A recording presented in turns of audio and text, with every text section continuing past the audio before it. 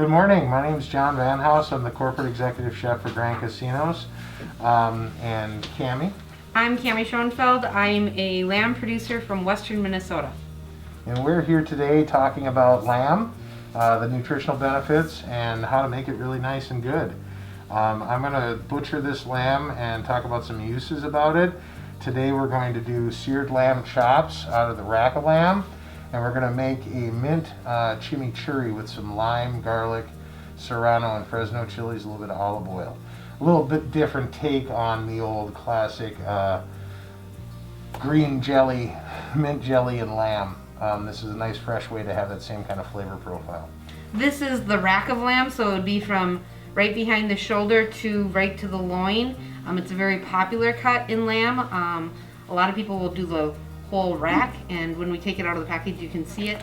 So let's get into it then, shall we? So why is lamb a good protein choice, Cammie? Lamb is actually a really great protein choice. It's high in protein, the obvious. It's really good if you're anemic. It has lots of iron in it. It's kind of a fun meat. It's a lot like beef, but a little bit more gamey. It's very tender. So lots of people enjoy lamb. It's kind of a different option, but very similar to beef as a smaller version. I think that lamb has a very unique flavor. I think that people give the gamey phrase that you said just a bad rap. Proteins, like any kind of food source, it's all about where they were grown, how they were raised. You can really taste how something was raised and where it came from when you cook it. And if the animal wasn't treated right or wasn't fed right or anything like that, you can really tell a difference. So a lot of lamb that you buy some places is imported and it's grass-fed. That's maybe a little bit more where the gaminess comes from. A lot of American lamb, not all of it, but a lot of it is raised more on corn and protein pellets. So it tends to be a little bit higher fat, less gamey. So the lambs we raise get a free choice hay, so as much grass as they want, and then they get fed corn with a protein pellet. So we're trying to add that muscle to the animal. Along with that, they get a mineral and a vitamin intermixed with that all, so that they have a balanced diet. You know how we balance people's foods? We balance the diets in our lambs to make sure that all their basic requirements are getting met, and that we're having them put on muscle and gain weight so that we have a quality product in the end. Right on. So I'm just cleaning this up here. This rack is not cleaned. You can barely see the bones. You can see them on the underside, how they're exposed. What we like to do though is clean these up. And when you clean up the bone so that it's exposed, that's known as Frenching. So if someone's like, would you like that Frenched? They're asking you if you want the bone cleaned, if that makes sense to anybody. So I'm just going in between each bone and cleaning out these pieces. Now, these pieces aren't just, throw away, no good. I actually like to turn these into like pieces of lamb bacon. So I'll take them and just crisp them up in a pan and render that fat out, and then use it as a salad topping even. We sell direct lamb, and one of the favorite things that our producers buy is lamb brats. So it's lamb, and then sometimes they mix in pork, maybe a little beef, and flavoring, and people really enjoy that texture and that flavor of lamb. And a lot of times extra trimmings like this go into making those brats, but it's a very popular product that we sell when we sell lamb. Yeah, so in the kitchen we don't like to waste much of anything. So if I'm going to buy a rack of lamb that is not Frenched, this is now Frenched, you can see how it's nice and cleaned up. What I would do is have to have a byproduct use for this. Right. So that because I pay money for this. This isn't just garbage, this is money. This is dollars on the table. So you want to try to use it the best you can, and rendering it down and getting that fat content out of there is a good way to do that, because you can saute vegetables in it, you can, flavor rice or potatoes with it, all that kind of stuff. So at this point, you could cook this rack of lamb just as is. It would be a whole rack of lamb. One way that I like to do it is to actually cook it at a higher temperature, like 350 to 500 degrees, somewhere in there, until it's an internal temperature of about 120 degrees. I like my product rare a little bit, and as I pull it out after it's in a hot environment, it'll continue to cook a little. But for today, we're going to cut these into chops, and I like them a little bit thicker because I can cook them longer and get a better sear on them. So we're going to do 2 bone chops here. And to do that, we're going to cut right in between the bones. I was going to say, if you want recipes, AmericanLamb.com is the lamb board, and they have recently redone their website, and you can search by cuts of meat, you can search by how you want to cook it, from grilling to braising to Instapot recipes. And so they've really tried to make a lamb a meat that people can approach and try different recipes with, and they're very simple recipes. Lamb burgers are a new thing that they're trying to sell through the market more, but lots of ideas, anyway from basic recipes to very sophisticated recipes, really short recipes that don't take much time to recipes that, you know, it's an experience of putting together a great meal. Very good. So at this point, I'm just going to throw this away because I don't have time to use this right now, unfortunately.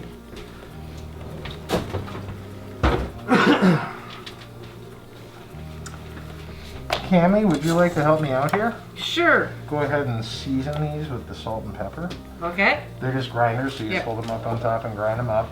We'll season one side and I'll flip them over for you, okay? We sometimes do something similar to this at home, only we cut them individually, and then we grill them, and we call them lamb pops. And they're kind of a fun food. I have young children, and they kind of like to eat with their hands, so anything that they can grab with their hands and eat, that's always... For sure. Lamb lollies, we sometimes call them too. Same thing.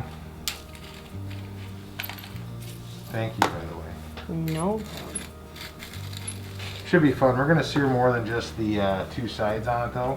But we're getting our pan really hot first. Because like I said with the beef, we want to make sure the pan's hot before we add our oil.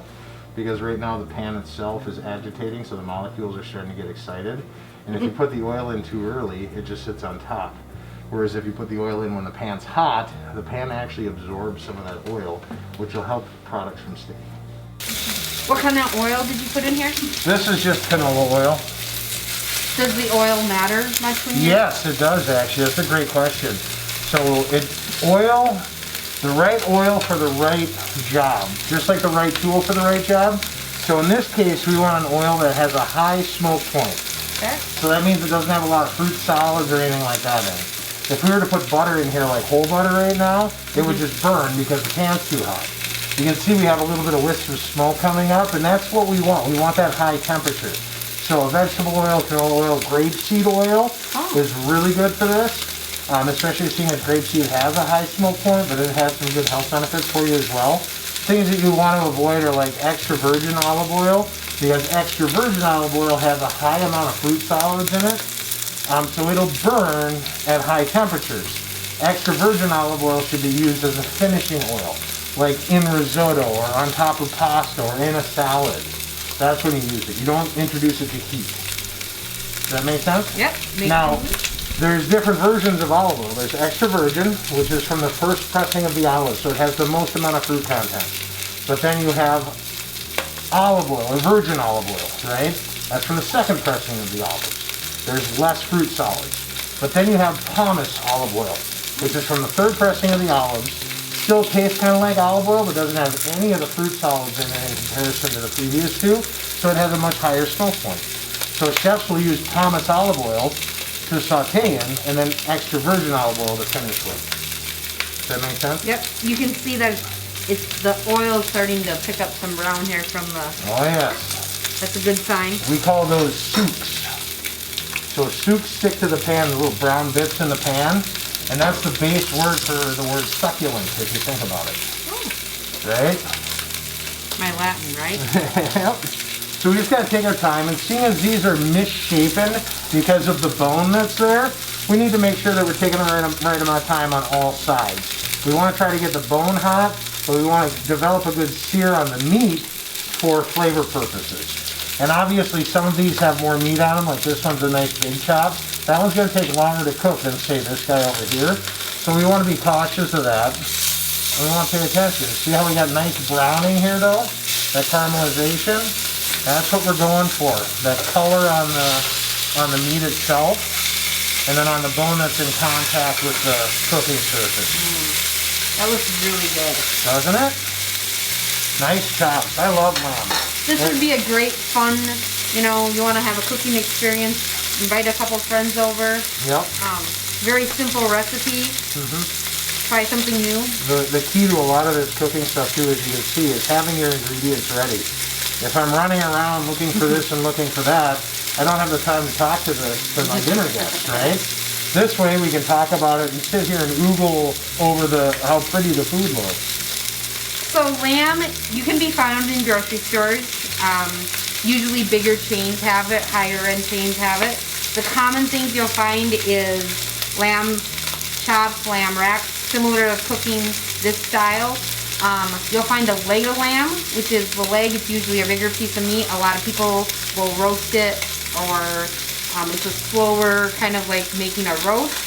A lot of people eat them for holidays. So go to theamericanlamb.com. Superior Farms is where this lamb came from. It's a processor out in Colorado where a lot of the lambs in Minnesota that go into the commercial industry. If you're looking for lamb directly, we sell lambs directly. We have more lambs going in this fall.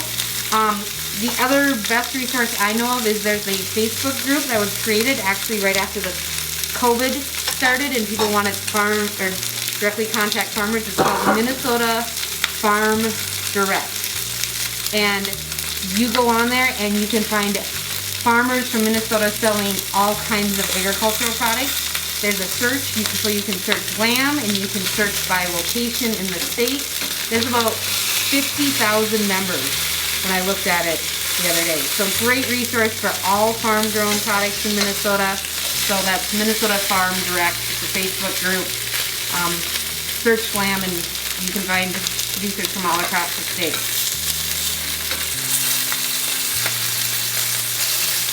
So if you notice, I'm just searing all sides, trying to make sure that any of that area that was exposed to the packaging itself, because that's where bacteria may harbor itself. Proteins, unless they've been tenderized, are whole muscle, which means bacteria really can't penetrate the muscle. So really I'm just trying to make sure that I sear all the sides that were in contact with the air, if that makes sense. And a couple of these, like this one's going to take quite a bit longer to cook than these other two, or other three. But we'll just sear all the sides of them. And as they finish, as they're done cooking, I'll just pull them out of the pan and set them off to the side on a plate. You ever check the internal temperature, or do you go by look? So when I was learning how to cook, yes, I would check the internal temperature frequently. But now that I'm much more experienced, I can do it by texture. So one trick that I've learned a lot was to use my hand as a guide and move my thumbs over to the other fingers. And as you do that, if you touch this part of your thumb, just by gently resting these two fingers together, that's the temperature of medium rare beef. So I'll teach you a trick when we're raising lamb. If I feel the ribs, this is the lamb that's too thin. If I feel ribs like this where I can't feel it, it's too fat. And if I feel it's just right, it's just right. Oh, right on. So when we teach kids how to judge livestock, we use our hands and we can feel how they are doing on finishing. Nice, huh? This is going to make a wonderful brunch this morning. Okay, now we're going to move our other ingredients out of the way here. No, we're okay. What we're going to do is just take our chops and set them here for our display as we're finishing. So what, if I was an inexperienced cook, what temperature would I want to have these to? So if you're looking for Rare, you're looking at about 120 to 125 degrees Fahrenheit. Okay. If you're looking for medium rare, you're looking for 125 to 130. Yep. If you're looking for medium itself, you're looking at 130 to 132. Medium well is going to be about 135, and then well done is going to be anything over 140. So we're just positioning these to finish off cooking without burning the bone. As I said, the one's going to take a while. They look beautiful. Well, thank you. And it's just searing it appropriately. Nice caramelization, beautiful color, right? So we're just going to take our time on it. The smell is... It's intoxicating, isn't it? Mm-hmm.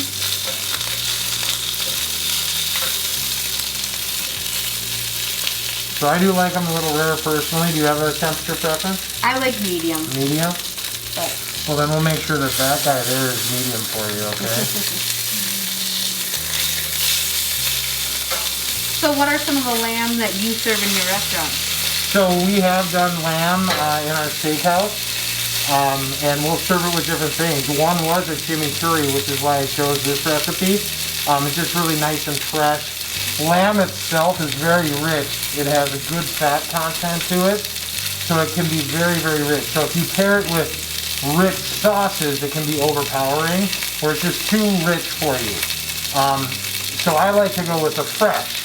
So we're going to do mint and parsley, lime juice, chili, and garlic to make a chimichurri sauce. And that'll help the acid will help to clean the palate of the fat content from the lamb. So we're actually just going to let this hang out here because they're so big. And just let them kind of continue to sit in that pan. These ones we're going to pull off.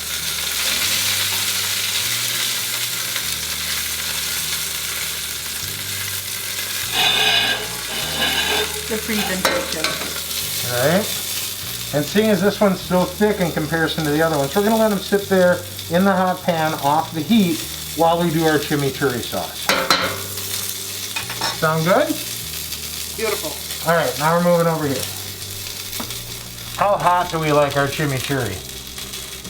Do we like spice in the room?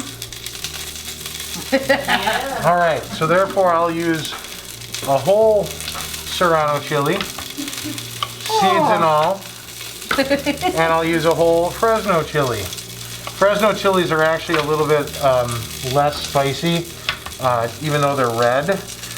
Traditionally, the smaller the chili, the hotter it is, right? And then we're actually going to do some mint. You could find a lot of this at farmers markets this time of year. Oh, yes. Yeah. Yes, and honestly, with the food system that the United States have, you can probably find most of this year-round. Okay. It all depends on what grocery you use, and if you do like going to the farmer's market or not. I love visiting with the farmers because I like knowing where my food comes from. To see the person in person and know that they care about what they're doing is really important, which is why I love our Minnesota products too, because I get to interact with you all. You know? So we aren't just going to use mint only in this chimichurri. For those who don't know, a chimichurri is a South American staple. Argentina, I believe, is where it originated. And it really is just a fresh herb sauce that goes with proteins. You'll see it with fish, you'll see it with lamb like we're doing, you'll see it on grilled beef. And that's migrated to other areas of the world too. Like I know that Cuba is a big user of chimichurris, as is Colombia, that whole Mediterranean. But that's because a lot of this stuff is prevalent in that area. So we put some parsley in, we put some mint in, we put a serrano chili and a Fresno chili. Now we're going to juice some limes in there as well. The importance of rolling them to release that juice. Oh yes, you notice that. Yeah. I like to roll my lime and put some pressure on it to start making those juices release from the cells themselves. And then I just squeeze them right into the food processor. You could be doing this when it's running, but you really don't need to. We will, however, when we're adding our oil, just to make sure that we don't add too much oil. Oh boy, that lamb's still just kicking, isn't it? I like that smells good. Do you want to flip him over for me? Oh yes, huh? So the chimichurri, the fresh herbs and stuff, is one component. Obviously I'm adding other components here, and this lime juice acts as an acid. And like I said before, that acid is what really breaks down that extra fat content from the lamb itself. It's going to clean your palate really, really nice. So we've got a couple limes in there. It lightens up the lamb. It makes it. I mean, there's a time for Cabernet Sauvignon gravy on your lamb, you know. Usually it's winter. Well, right now in Minnesota it's summer, and we like to think a little bit lighter. So I'm going to add some salt and some pepper to this, and then we're going to start to actually turn on the food processor. So give me an idea. Is that a teaspoon, a tablespoon? That's about a teaspoon, and this will be about a half of a teaspoon. You can always add more seasoning. Keep that in mind. Once you add too much, you really can't take it away. So you can always add more. So start on the light side, and then you can add more as you move up through the cooking process. So now that we have this on here, I'm going to start just by pulsing it a little bit. And then we're going to turn it on.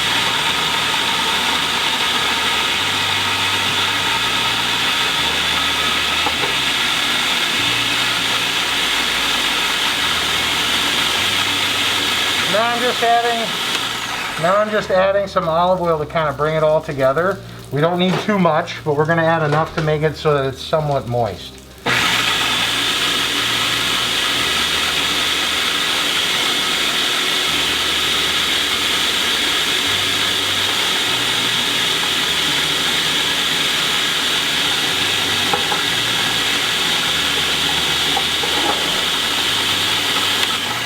Thank you, Cammie. Now that we have our chimichurri started. It looks beautiful also. Doesn't it? Nice and bright. I like that red. It gives it a pop. Oh, and it's going to give it a little pop, too. So now that we have our chimichurri, I used lime juice for this. You can use vinegars and stuff, too, like red wine vinegar in place of that lime juice. But I really like that fresh citrus. It smells so good. I wish you could smell it. Oh. So smells now, like summer, you know? Yeah, so now we're just going to take that fresh chimichurri and we're just going to put some over the top of the lamb. So we're literally just going to kind of drizzle some right across the top. Now, as little or as much as you want. You put too much on here, especially depending on how many chilies you put in there, you could really affect some of your guests. But otherwise, it's fantastic. Goes great in on nachos and stuff too, you know. But there it is. So you have a seared lamb chops with a lime chimichurri and mint chimichurri. Really easy to make. Lamb's a very versatile meat or protein. It has lots of options, and it can be very simple and it can be very sophisticated. So if you're looking for lamb, there's lots of people selling direct out there, and if you're looking for recipes, go to AmericanLamb.com.